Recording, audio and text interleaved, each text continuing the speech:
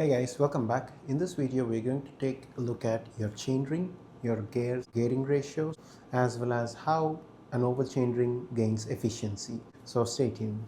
Your chainring is connected to the rear tire via the chain, and all it does is dictate the gearing ratio. What does that mean? For every rotation of the crank, it's going to decide how fast your tire should rotate. Okay, so if you have a bigger chain ring, for every rotation of the crank or for every pedal stroke, you will be making your rear wheel rotate much faster. Whereas if you have a smaller chain ring, you will be making the rear wheel go much slower. Here's a real world scenario to give the same in a different context. Consider going up a hill. If you are using a bigger chain ring, you will reach the hill faster because for each pedal cycle, you are making the rear wheel spin much faster. Keep in mind, to make the rear wheel spin faster, you need to exert more force. So each pedal stroke on each side, you're actually going to exert a lot more force for that wheel to spin. Okay, but if you are using a smaller chain ring, for each rotation of the pedal stroke, you are actually making the wheel spin slower. You need less force, so you won't be as tired. However, you will take much longer to reach the top of the hill. And that's basically the concept of the granny gears as well.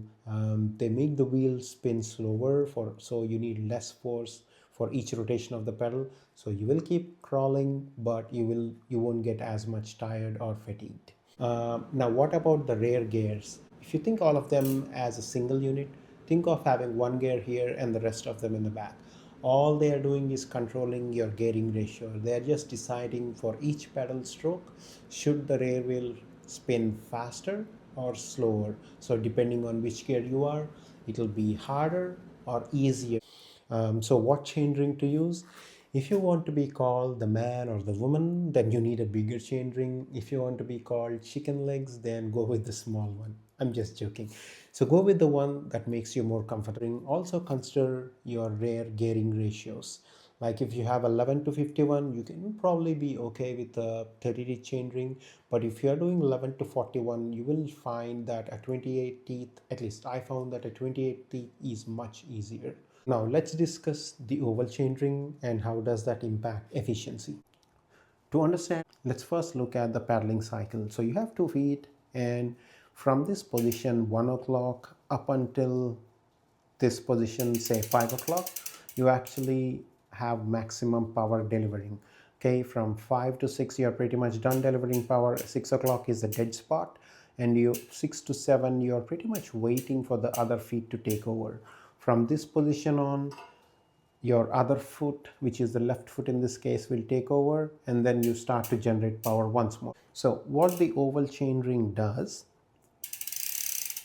at this position wherein at around 3 o'clock, wherein you are actually generating a good amount of force, it acts like a bigger teeth because of the oval shape. So in other words, during your power stroke, this 28 teeth chain ring would probably act like a 30 teeth, and when you're in your dead spot, that would act like a 26 teeth.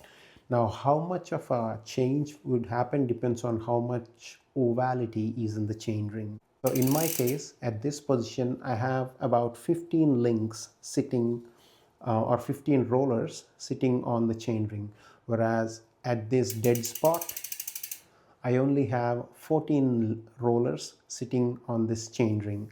So that's how the effective radius keeps changing. Now that is the two extreme end of the radius, and in between position is when the radius keeps slowly increasing or decreasing based on which position you are. So that's basically the gist of it. I hope you liked the video. Thank you very much for watching.